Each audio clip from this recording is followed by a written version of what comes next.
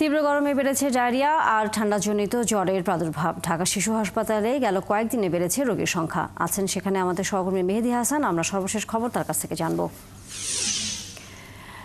মেহেদী, রোগীদের স্বজনরা কি বলছেন এবং চিকিৎসকরা এই সময় আসলে এই ডায়রিয়া এবং ঠান্ডাজনিত যেসব অসুখ হচ্ছে বিশেষ করে শিশুদের, সেটি থেকে বাঁচবার জন্য কি ধরনের পরামর্শ দিচ্ছেন?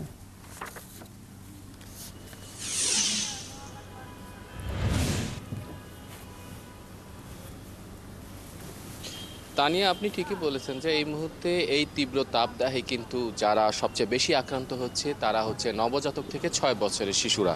এই শিশুরাই কিন্তু আসলে সবচেয়ে বেশি ভুগছে এবং এরাই বেশি কাবু হচ্ছে। ডাক্তাররা বলছে এই বয়সী শিশুরা এই তীব্র গরমে অর্থাৎ 38 থেকে 41 ডিগ্রি সেলসিয়াসের মধ্যে যে তাপমাত্রা, এই তাপমাত্রা সহ্য করতে না পারায় তাদের ডায়রিয়া, নিউমোনিয়া এবং পাশাপাশি জ্বর, সর্দি, কাশিরও কিন্তু উপসর্গ দেখা দিচ্ছে।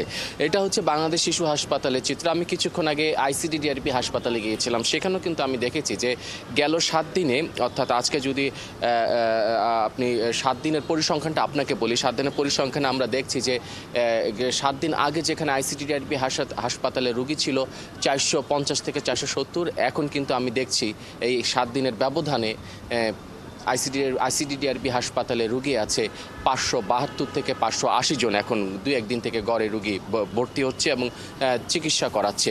তো এখানকার ডাক্তাররাও বলছে যে এই যে ICDDRP হাসপাতালে যারা এসছেন ডায়রিয়া জনিত বা কলেরা উপসর্গ নিয়ে যারা এসছেন, তাদের আসলে সবারই এই তীব্র গরমে এই আসলে ভুগে তারা কিন্তু আসলে এখানে চিকিৎসা নিতে এসছে।